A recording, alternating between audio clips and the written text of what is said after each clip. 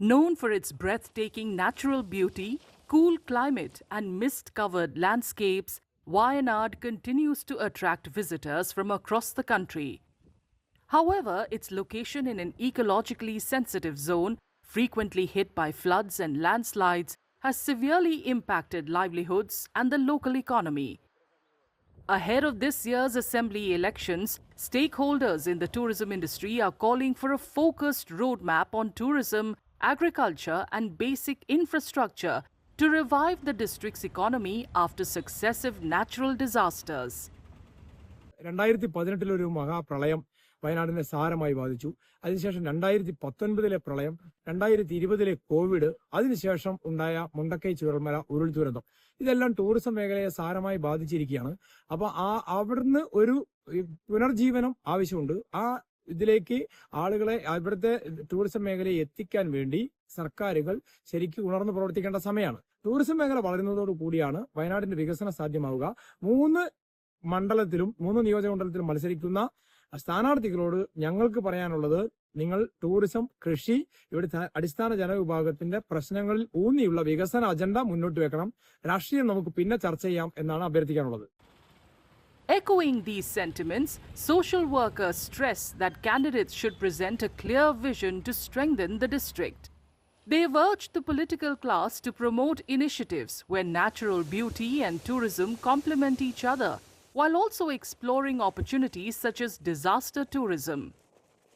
Natural ബ്യൂട്ടിയോട് കൂടെ തന്നെ വെള്ളച്ചാട്ടങ്ങളും കാലാവസ്ഥയും ഒക്കെ ഉള്ള അതിനോട് കൂടെ തന്നെ ഇവിടെ നമുക്ക് മറ്റ് നല്ല ടൂറിസം പോയിന്റുകൾ, ആ പോയിന്റുകളിലേക്ക് തന്നെ ഇപ്പോ മൃഗശാല, അതേപോലെ തന്നെ പിന്നെ സ്റ്റാറ്റ്യൂ, അതേപോലെ തന്നെ നല്ല ഈ വയനാടിൻ്റെതായ ഒരു പ്രത്യേക സിമ്പൽ തുടങ്ങിയ കുറെ കാര്യങ്ങൾ ഒരുക്കിയെടുത്തുകൊണ്ട് മികച്ച രീതിയിൽ വയനാടിനെ ഒരു ടൂറിസം ഡിസ്ട്രിക്റ്റ് ആക്കി മാറ്റി. അത് തന്നെയാണ് വയനാട് ജനതയുടെ ഭാവി വികസനത്തിലേക്കുള്ള ഏറ്റവും വലിയ ഊന്നൽ എന്ന് പറയുന്നതും ടൂറിസം മേഖല തന്നെയാണ്. അതുകൊണ്ട് ടൂറിസത്തെ വികസിപ്പിക്കുന്ന രീതിയിലായിരിക്കണം ഇനി പോകുന്ന കാഴ്ചപ്പാടുകൾ ഉയർന്നു വരേണ്ടത് എന്നുള്ളതാണ് പറയാൻ. ഏറ്റവും വലിയ കേരളത്തിലെ തന്നെ, ഇന്ത്യയിൽ തന്നെ അറിയപ്പെടുന്ന ഒരു ടൂറിസ്റ്റ് ഡെസ്റ്റിനേഷൻ ആക്കി മാറ്റാൻ വയനാട് ജില്ലയിലെ എല്ലാവിധ വിഭവങ്ങളും പ്രകൃതി അതിനുവേണ്ടി കനിഞ്ഞു വെച്ചിരിക്കുകയാണ്.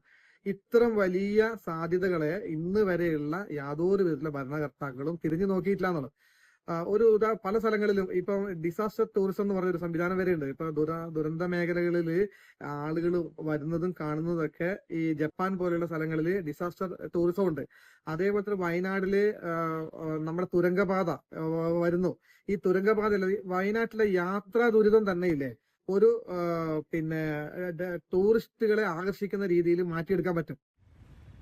Some also point to the need for better basic infrastructure, noting that projects sanctioned by the State Tourism Ministry have boosted recent growth.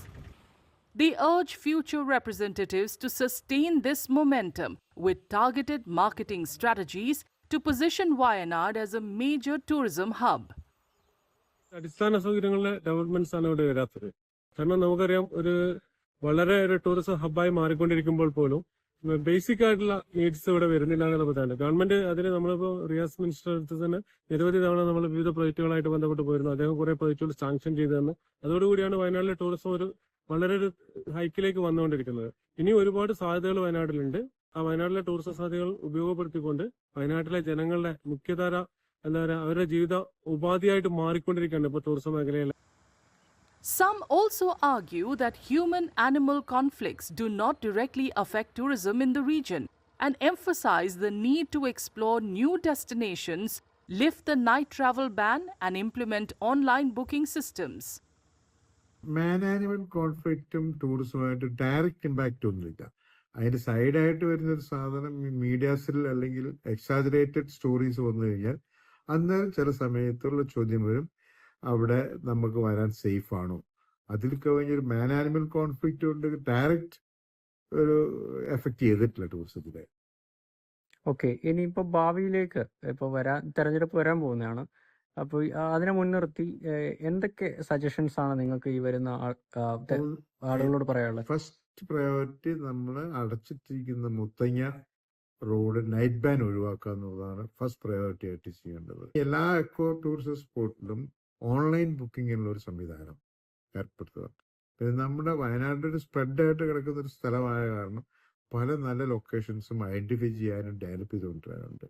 ഇതേ രീതിയിൽ കൊണ്ടുവരികയാണെങ്കിൽ വരുന്ന ആൾക്കാർ പല ഡെസ്റ്റിനേഷനിലേക്ക് പല സ്പോട്ടുകളിലേക്ക് പോകും. അന്നേരം ഓരോ ഡെസ്റ്റിനേഷനും ഓവർക്രൗഡ് ആകാനുള്ള സാധ്യത കുറവാണ്.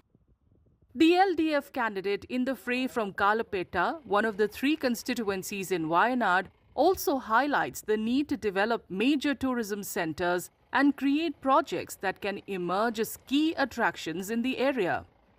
നിരവധി ആളുകൾ ഇവിടെ ഇൻവെസ്റ്റ് ചെയ്തതാണ് ടൂറിസമായിട്ട്. അവരെ സംരക്ഷിക്കേണ്ടതും അതുമായി തൊഴിൽ ചെയ്ത് ജീവിക്കുന്നവരെയും സംരക്ഷിക്കേണ്ടതുണ്ട്. അപ്പോൾ അതിന് മാതൃകാപരമായ പദ്ധതികൾ ഇപ്പം നിങ്ങൾക്കറിയാം, കുരങ്ങുകൾ ഏകദേശം 62 ടൈപ്പ് കുരങ്ങുകളുണ്ട്. ഇപ്പോൾ മൃഗങ്ങളുണ്ട് ഇവിടെ. പക്ഷേ സൂ ഉള്ളത് തൃശ്ശൂരും തിരുവനന്തപുരത്തുമാണ്. വയനാട്ടിൽ ശരിക്കും നല്ലൊരു സൂ ഉണ്ടായാൽ ആൾക്കാർക്ക് വന്നാൽ കാണാൻ കഴിയുന്ന ഒരു ഇതായി മാറും. അങ്ങനത്തെ ഒരു ഹബ്ബ് ഇവിടെ ഇല്ല. ടൂറിസ്റ്റുകൾ വരുമ്പോൾ ഒരു ഡെസ്റ്റിനേഷൻ ഇല്ല. ഇവിടെ വന്നു കഴിഞ്ഞാൽ എല്ലാവരും റിസോർട്ടിൽ താമസിക്കും. പിന്നെ ചില നാച്ചുറൽ ടൂറിസം സ്പോട്ട്സ് ആണ് ഉള്ളത്. ഇപ്പോൾ അടുത്ത കാലത്ത് വികസിച്ചു വന്നതാണ് ബാണാസുരയും കാരാപ്പുഴയും ഒക്കെ. അപ്പം അങ്ങനത്തെ പ്രൊജക്റ്റുകൾ. As campaigning for this year's assembly election gains momentum, tourism has become a key issue, with voters closely scrutinizing candidates' vision for the district's future. Kerala will vote in a single-phase election on April 9th, with results scheduled to be announced on May 4th.